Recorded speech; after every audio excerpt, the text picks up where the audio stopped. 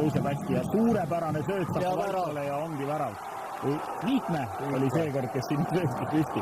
Aga poolau tuleb anda Raio Piiro. Raio Piiro väga hästi luges seda vastaste mängu, tuli õigel ajal vahele, tõusis ise kiiresti, ei jäänud koha peale selle palli koortama, tõusis üles ja sel hetkel, kui Viikme sööstis ette, lükkas väga täpselt selle söödu, et me nägime, et kaitse üritas seda ära lüüa, kuid ei ulatanud selle sööduni ja suurepärane värav.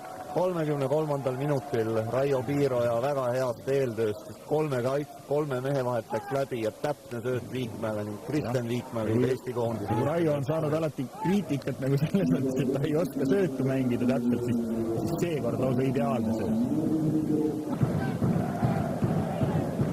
Standard olukord on muidu Liechtensteinis esimesel poolel alguses ei väga suurte jõududega ründa, sest sellistes standardolukordades saadakse sinna rohkem mehi tuua ja praegu eksivad väravad ja Kotenko ja kaitset võtavad kokku, et Kotenkol pillab palli ning Liechtensteini meestel õnnestub mängus ei viigistada.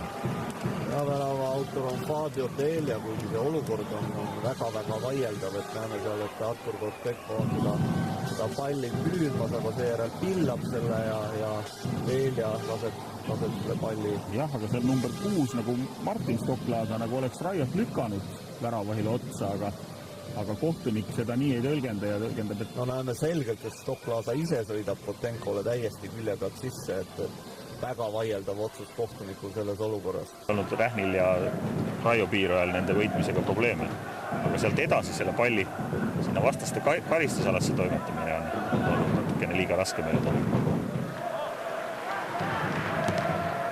Hästi nüüd võitleb ja ei olnud suluseisu.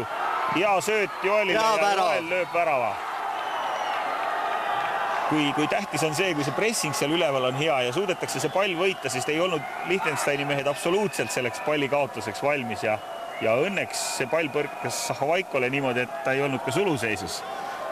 Ja Eesti koondis on suutnud siis 10 minutit enne mängu lõppu siin Liechtensteini eksimusest. Gert Aavistu tuli pallile hästi vastu, see põrkas ette Viikmäele ja Viikmäe väga ilusti mängis ning Joel lõpetas selle töö täpselt, et peab sellistes mängudes ka õnne kindlasti olema.